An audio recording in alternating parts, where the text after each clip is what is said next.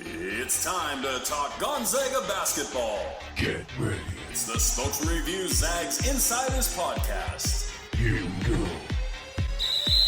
Here's Jim Meehan and Richard Fox. Happy Monday morning. Welcome back to the Zags Basketball Insiders Podcast. Jim Meehan from the Spokesman-Review, Richard Fox, TV analyst on Gonzaga games for SWX, KHQ, and Root. And we're back after a 2-0 week for the Zags and a pretty good win for them down in Vegas against USC. I haven't seen the AP rankings, Richard. I think the Zags will crack the top 10 because there were a bunch of upsets last week. I think 1, 3, 4, 7, all lost at least once. And then you had Kentucky lost. I think 5 or 6 teams in the top 25 lost. But Purdue lost, which I think opens the door for former Zag assistant Tommy Lloyd in Arizona to go to number 1 this week. So the Wildcats will have the target on their back for a little bit as the top team in the country, and I think they've earned it. That's a heck of a squad. Have you seen Tommy's crew? I have. I mean, look, it's they feel more defensively oriented than what he's had the last couple of years. Boswell, to me, I mean, the jump he's made, you know, if memory serves me correct, he came in early, reclassified, so he's young. I mean, this really should be his freshman year, and I think that he didn't obviously play nearly as much last year as he's playing this year, but clearly the opportunity to come in early has helped him a lot. I think he's a really high-level point guard, really good college guard, shoots it really well. And then obviously they just have tremendous size inside with Ballo, any number of their 7-foot Europeans that come into the game. And just solid all the way around. You know, good transfers in Caleb Love, kid from San Diego State.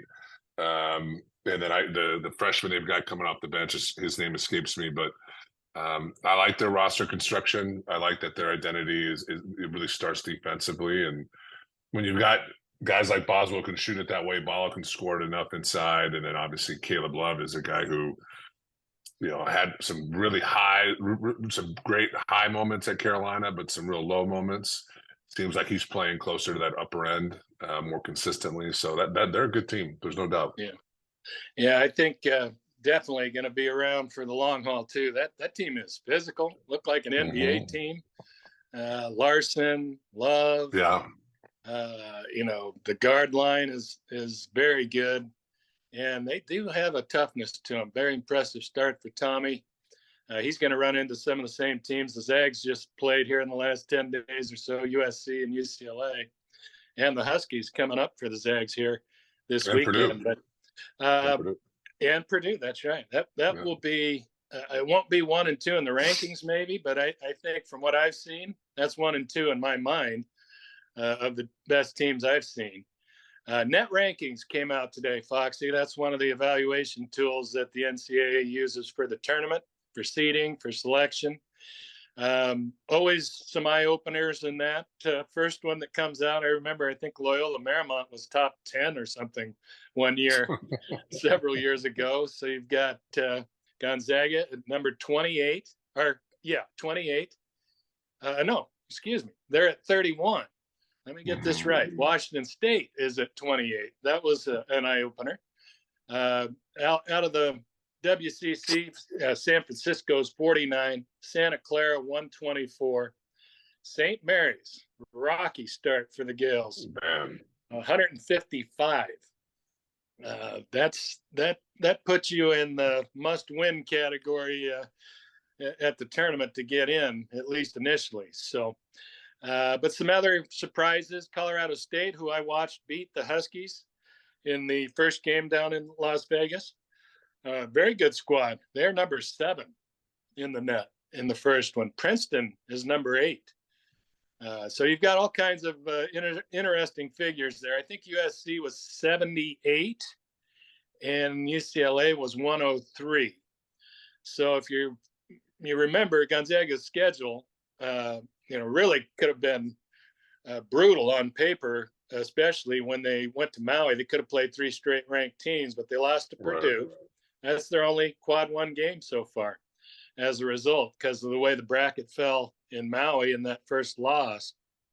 They ended up playing teams that aren't quad 1 right now. So those quad 1s are coming. San Diego State's still there. I think Kentucky will still be there. And obviously UConn is top 10 in that net ranking as well. So, and UConn's another team I'd throw right there in the national picture with Purdue and Arizona. But any thoughts on the net? I know it's early and it'll change like crazy, but at least it's something, compared to the AP rankings, it is something that has some bearing on things down the road. Yeah, it's too early to really take much from it, but I think you're right. It's a really good barometer. I think, especially as we get into late December, when you see a lot of these big games, will have been played, and you move into conference. Gonzaga certainly has some opportunities in front of it, as you mentioned, but we can talk more about St. Mary's maybe if we got time down towards the end of the podcast. But boy, they have not come out of the gate the way they would have hoped, and they don't have any opportunities really other than Gonzaga moving forward to make any kind of statement. So, yeah, it'll be interesting to see. Well, we'll get to the Gales in a minute. I did look up last year. Gonzaga, I think, was 29 in the first net rankings, and didn't stop them from going into the top 10 by the end of the year and getting a nice seeding in the tournament. So we'll see how that plays out. But let's look back real quick on the week that was. You had Cal State Bakersfield come into the McCarthy on Tuesday, I believe, last week. And Zags were that's the first game back from Maui. They caught a little bug, as almost a team caught the whole bug on the way back. They did look a little jet lagged out on the floor. Didn't quite have the juice and energy that they've shown in pretty much every other game. But not to take anything away from Bakersfield. They played very hard. They have some athletic guys. They have a nice point guard, kind of scoring guard, really. And he put up his numbers. Zags were up 15. Never felt like they were in any danger, but they never broke it open until a little bit later. So maybe the missed opportunity was that they didn't get a lot of the bench guys time. I think June played well and did a nice job out there, but I don't think Luka got in. And I think that's something they're hoping to get done here, especially tomorrow when they play Arkansas Pine Bluff. But maybe a missed opportunity to stretch that bench and get some guys some minutes that probably need them in upcoming games. Yeah, I mean, the win certainly fits the identity of this team. Plus 11 on the glass held Bakersfield about 40% from the field, low 30s from three. The takeaway I had going into that game, we chatted last Monday about their shooting woes in Maui. Guards in Maui shot less than 35% from the field, 8 of 37 from three. Which is a cool 22% from the three-point line. All three guys bounced back in a big way. 45 points in that game, shot better than 55%, and 5-11 from three. And all three of them were good offensively. And I think that really, kind of set the mark maybe moving forward. And certainly we saw similar production against USC. So, I think those guards probably needed to get a get well game, just to see the ball go through the hoop. And to me, that was the biggest benefit of the game, is those three guys had an opportunity to score the ball a little bit and maybe get a little confidence. Yeah, and Nemhart, who had, struggled shooting-wise early, had 22. I think Dusty Stromer had his first double-digit game with 10. Followed that up very well in Vegas with 15. And the three ball did start going down. That continued against USC. Well, we'll get to USC in a second. One of the delights of my job is being able to be in the media room before games. Have a little media meal with everybody.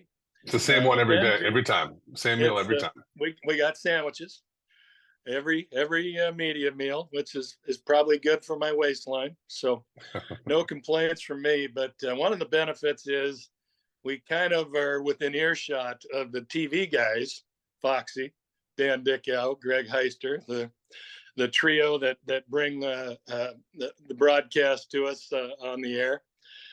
And they're far more entertaining just to listen to them go back and forth in their meetings and what their topics are than the sandwich we're eating.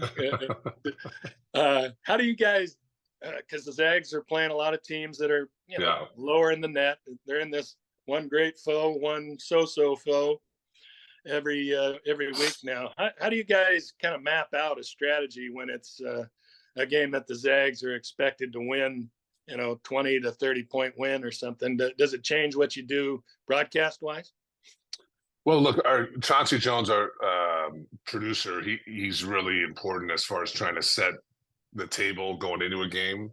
But as you can imagine, in some of the games we call that they get pretty lopsided. A lot of what we plan is not necessarily relevant once we get there.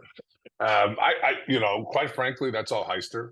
I mean, Greg does a really good job of keeping things moving, but at the same time, broaching topics or getting Dan and I to engage on something either specific to the game, specific to GU, or just college basketball generally.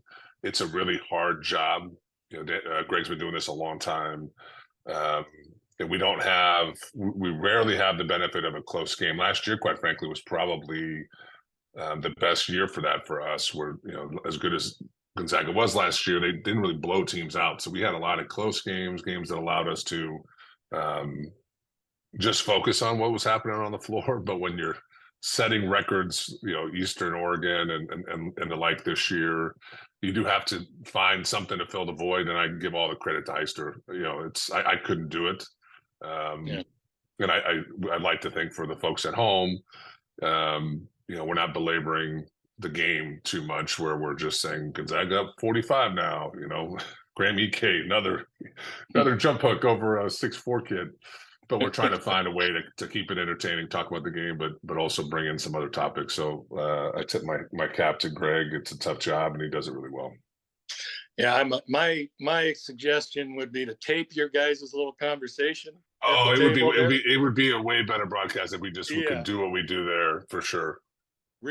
Call it real broadcasters of GU, whatever, like a reality.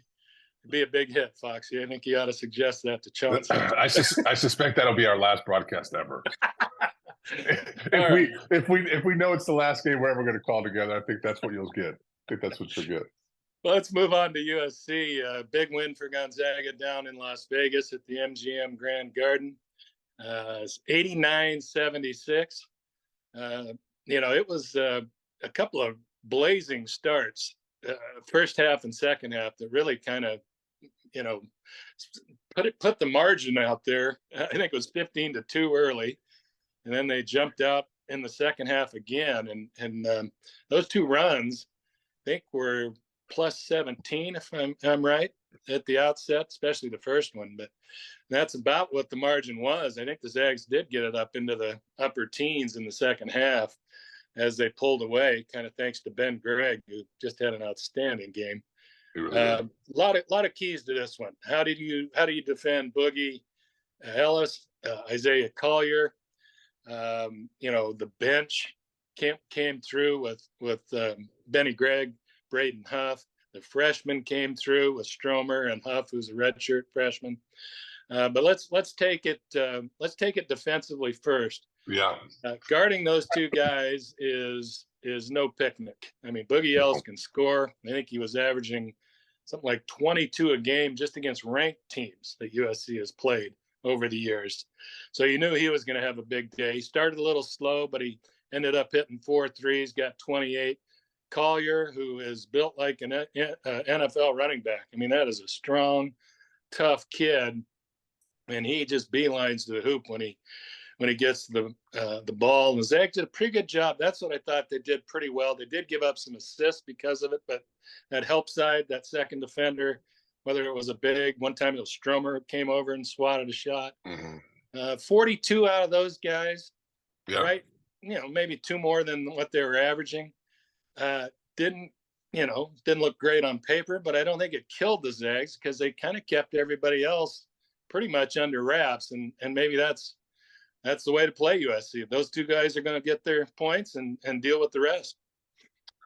Yeah, I mean, those 42 points rest of team 34. Those guys were actually pretty efficient. Ellis and Collier, 51% from the field, 4 of 10 from the 3-point line, took care of the ball. But the rest of the Trojans just really struggled. 2 of 12 from the 3-point line, only 2 assists out of the rest of the team, 6 turnovers. Look, this team, I'm not sure. Certainly Gonzaga will have, you would hope, teams that reminds you of that team that lost to Carolina. That team was enormous, right? With Collins, Karnowski, Williams. You had Tilly as the 4th big. What a luxury that was. That team was good enough. Rochemore could even get on the floor. And big guards with Williams, Goss at the point. Salas Matthews. and Matthews, Perkins. Just to me, the best team Gonzaga's ever put on the floor. And that team made its bones rebounding and defensively. Was plenty good offensively, but they were a nightmare every night. This team reminds me a lot of that. And the size that Gonzaga can play with. It's interesting. Against UCLA, Gonzaga went with the 3 guards the whole game. Just 2 bigs on the floor. In a game against a really big and physical UCLA team, you go to made me wonder, is that something, was that an experiment to start the year, but maybe something the staff didn't think had legs? They went to that a lot against USC. The size Gonzaga can put out there. And I really think it works best with Greg on the floor, with any one of those other 3. Particularly with Watson on the floor, obviously, given he's the most versatile defender. He's just so active. He can guard either the 4 or the 5. He's better than people think, moving his feet if he gets switched out to somebody, on the perimeter. But just that size makes it really difficult to guard, even though we don't necessarily see there is no high-end shot blocker on this roster. There's something just about the size and the space you can occupy with, going 6'8", 6'9", 6'10", whatever it is. And all 4 of them know how to play with their body. They do a really good job contesting at the rim. And then they've been able to rebound with those 3 at a really high level. So I was really impressed with that. I think it's something that we'll just see throughout the year. Still the guards all played over 35 minutes in that game. It's just it's almost like a platoon. They always have, those bigs are always fresh. And Ike gets into foul trouble. He's a huge part of what they're trying to do, but they're not leaning on him in the same way Gonzaga leaned on Timmy last year. If Drew had foul trouble, it was a real problem to score. That they don't have that this year. So really impressed with what they did defensively against USC. It was impressed with the guards as well. They were solid again. I thought it was Stromer's best game. The 15 points jumps out at you. I thought his defensive effort was super high level. I mean, he does a really good job of giving enough. He's not an elite athlete, but he's got great feet. He has a good sense of giving space. I mean, Collier, as big and strong as he was, he had to go through Dusty to score. We didn't see a ton of straight line drives where Gonzaga's, perimeter defenders just got beat off the bounce. I was really impressed with him. The takeaway for me that game, you're not likely to face guards of that caliber again. You might find one, but Boogie's a really high level college guard, and obviously Collier's going to be a top 5 pick. And to see your freshman hold up as well as he did, I was really impressed with that. So, that's not a bad USC team. They're going to win a lot of games. Well, you get Bronny James in that lineup, they're going to take off a little bit. True. That's true. And I think my suspicion is he'll be kind of a connector for them, the way he plays. But I think that's going to hold up as a good win. And quite frankly, it didn't look like USC belonged in the same class as Gonzaga, which is a nice takeaway. Stromer, we talked about this last week. He has just a great way of staying in front of who he's guarding and not giving up, either the 3, or the drive. And that's he doesn't foul at a high rate. Yeah. I mean, it's very impressive for a freshman, and he's starting to get it going offensively. He's got a pure stroke from 3. He was a very good shooter in high school. I think he hit 4 the other night and barely touched the rim on the way down. So, and then you mentioned a word there, presence inside defensively with Shemek and J3 on that one team. That there is presence with EK, especially his physicalness. He's not blocking shots, but if somebody comes in the lane and sees him, or if it's if he's guarding a post, he just has that strength and force presence that bothers people.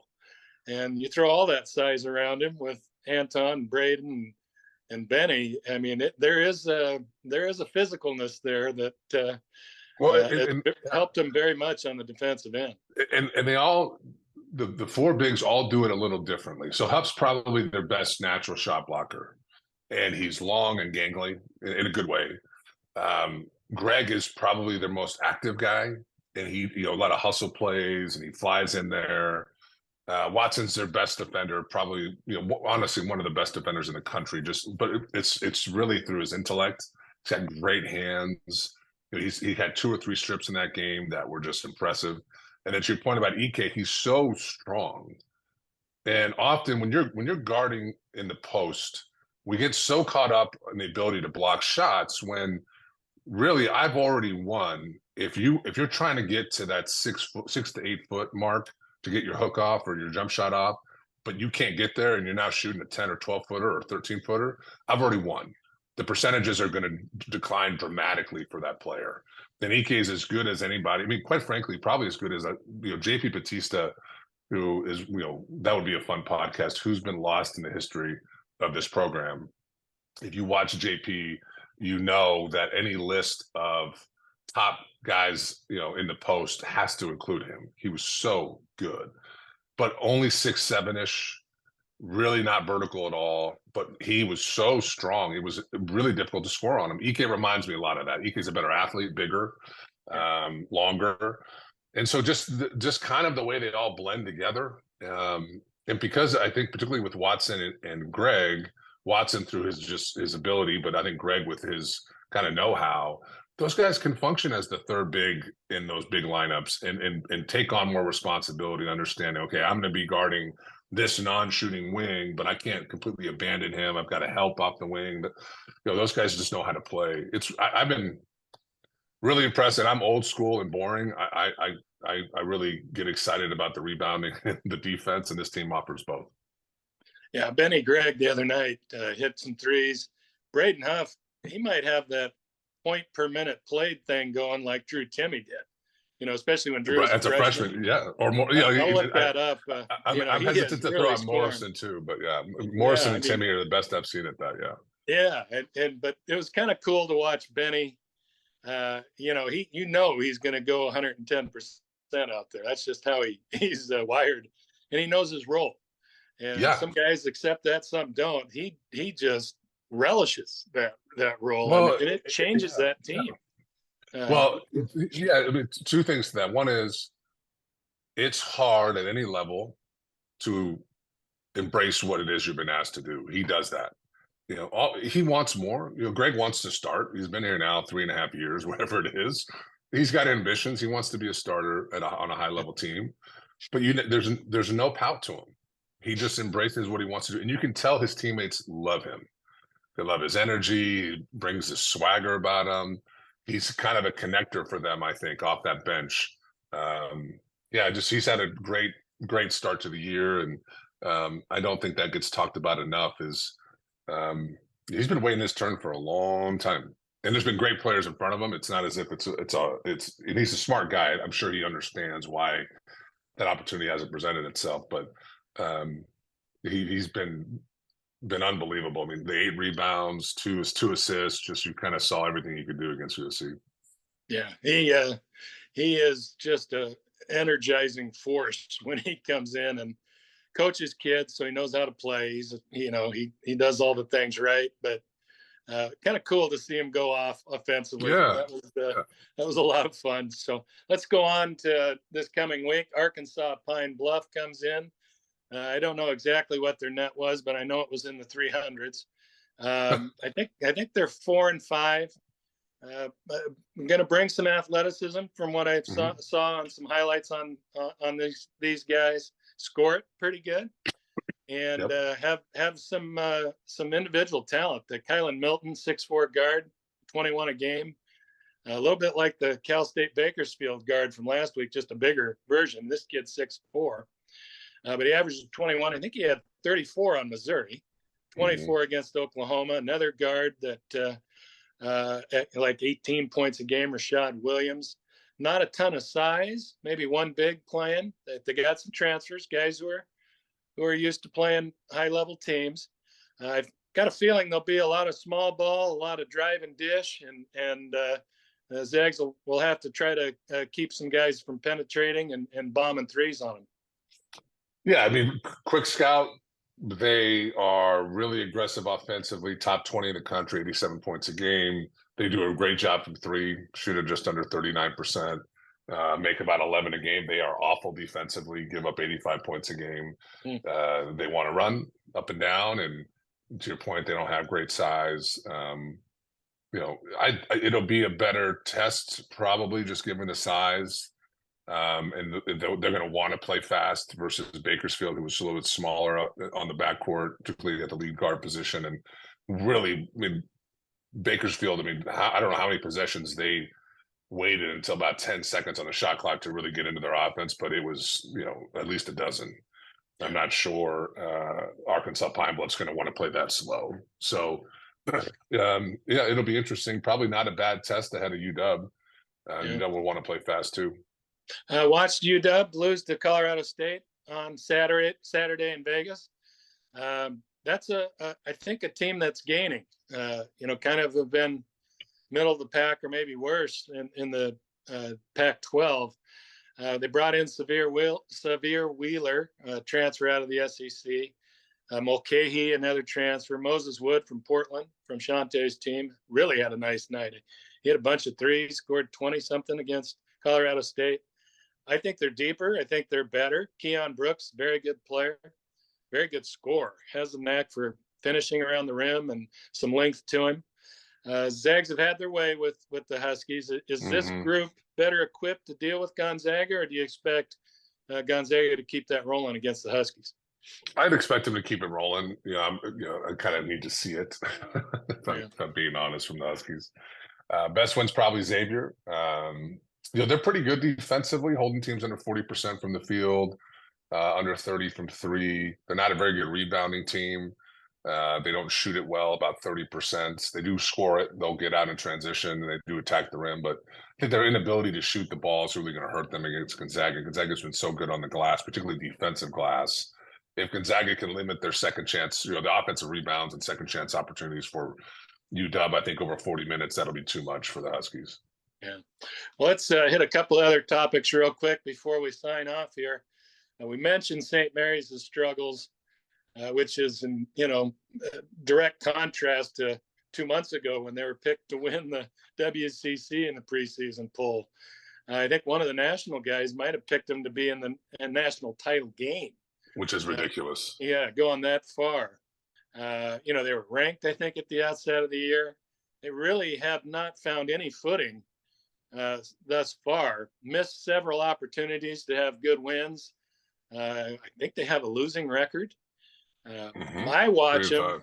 Yeah, they're going through all the scoring droughts, which isn't unusual for St. Mary's. They've done that, last 3 or 4 years. Zags have done that this year at times, just 6-7 minutes without a field goal. But the thing that really catches me with St. Mary's is the loss of Bowen and Logan Johnson, 2 great defenders.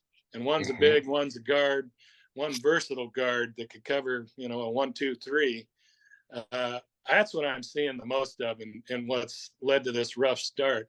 What do you make of the Gales? What's going wrong down in Moraga? Look, their identity has always been slow it down, and we're going to guard the hell out of you. And they've always been a solid rebounding team. They've lost that identity is gone. They just can't guard at the same level. Mahoney's a fine player, but I think what people didn't realize is Logan Johnson, even though he was not a good shooter, really streaky, had a couple good games against Gonzaga, what he did was he provided an outlet for Mahoney against some more athletic teams. He had another ball handler with him that could really handle pressure, make a play. And forgive me, I can't pronounce his name. Marchalunas. Yeah, Marchalunas is an older guy. He's played a lot of games, but he's just very methodical, not quick with the ball. And so I think teams have been able to key in on Mahoney more so than even last year. And he's just not big enough or athletic enough maybe to handle some of that pressure consistently. And he's their only double-digit scorer. That's remarkable, even for a team that slows it down. Yeah. And everyone's kind of gotten off to a slow start. They got limited depth. They've got the kid out of Harvard, Mason Forbes. Didn't play a lot last year. Might have had an injury, but he's not brought, he's averaging 5.5 and 4 rebounds. And then you just go down their roster, Harry Weasel, Luke Barrett, and Chris Howell were there with them last year, but they haven't gotten anything from those guys. They haven't developed enough to really be guys they can lean on. It feels like a team that's searching a little bit for a solution. The one thing I would say is, Bennett's a really good coach, and it's a long year. They're going to be better when Gonzaga sees them in conference play, you would think. You couple that with the fact it's such a big rivalry game, you're going to get the best of St. Mary's on both those outings. But I don't think it's out of line to say that they're looking at needing to win the WCC tournament now. They've just not only have they missed the opportunities that they've had, but Bennett's never scheduled up.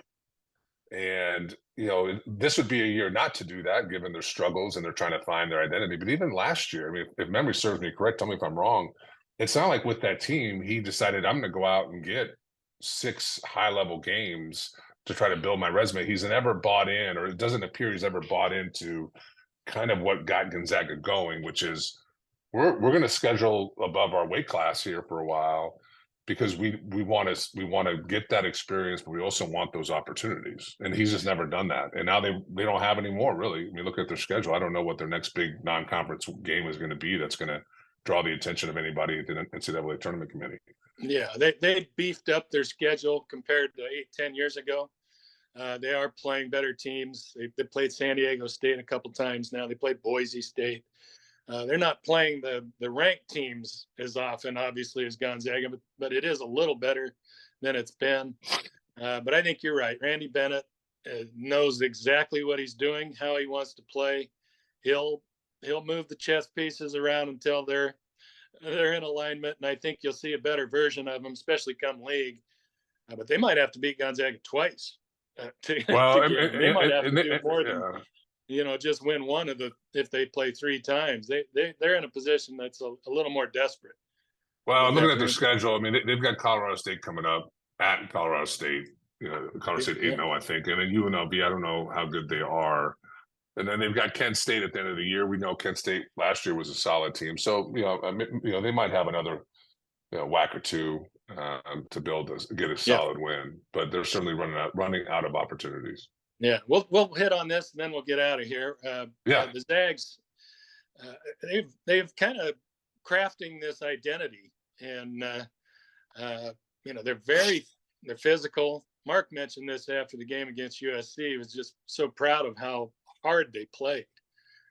He kept getting back to their competitiveness, and I think that pays off in their defense and their rebounding. Kind of maybe doing it a little different than all those teams that Gonzaga relied on offense way more than defense and scored 85, 90 a game. I think it may not result in as many blowouts, but it is a lot more interesting to watch, for me anyway. I agree. And I think it's going to keep them in pretty much any game they play. I mean, Purdue got them by 10, but the Zags led by 5.5. That's as good as they're going to see all year. So I think that if they can keep that throughout the year, especially in WCC play when they're going to be favored by 15 or 20 most nights, that's a trait that could be valuable in March. Yeah, obviously we talked about it earlier. I love how the size they can play with defensively. I mean, they're top 10 in the country rebounding the ball, plus 12. Their 3-point field goal defense is top 10. Yeah. It's still early enough in the year where you might argue it's a small sample size, but it's been consistent. They've teams have struggled to shoot the ball from them against them from the 3-point line. I think the offense is going to come. I mean, they had 89 against USC. Their effective field goal percentage is 55%. Yeah. I would imagine the staff's happy by and large with the shots that they're getting. You expect, I would expect them to shoot a better percentage than they certainly did in Maui. So we might see that average bump up to the mid 80s or even 86, 87. But look, I'm stating the obvious. If you're going to make a deep run in the NCAA tournament, you're going to have a night or a weekend where you can't score. It is like pulling teeth. You might be playing at a football stadium. It might be who you're playing. It might just be that it's a collective case of, the yips offensively for your group. But to your point exactly, if you can rebound and you can guard, you can play in any game. Mm-hmm. And that to me is a really comforting dynamic of this team. I do think, to Mark's point, they play really hard. They seem to play together. We've been commenting on the broadcasts that it feels like a group that's been together for a lot longer than it has. I mean, think about, you got a lot of new faces, and then you got a lot of guys in new roles, but it feels like they all played together last year. So they really fit in together nicely. I love the fact that they do both those things at a high level. And the thing about both, the rebound is going to be there all year, given the size they can play with, but they're going to continue to get better defensively. And I do think the offense will come. So, I mean, certainly the early returns are really good for this group. I mean, there's no doubt about that. Yeah, compelling crew to watch. It's a different guy every night scoring. It's a different style maybe that wins the game each night. But they don't have the 2017 defense, but they're very good. They don't have the 2021 offense. Not sure anyone will ever have that. But they're just very good on both sides of the ball, and that complementary style is going to work for them in the long run. Hey, that's going to do it. Thanks for joining us. Join us every Monday. You can find us where you find all your podcast outlets. And also, we'll post a link. I'll post a link here you can find it on our website at the Spokesman-Review. That's spokesman.com. Thanks for tuning in. Tell everybody you know about the Gonzaga Basketball Insiders podcast. We'll be back with you next Monday.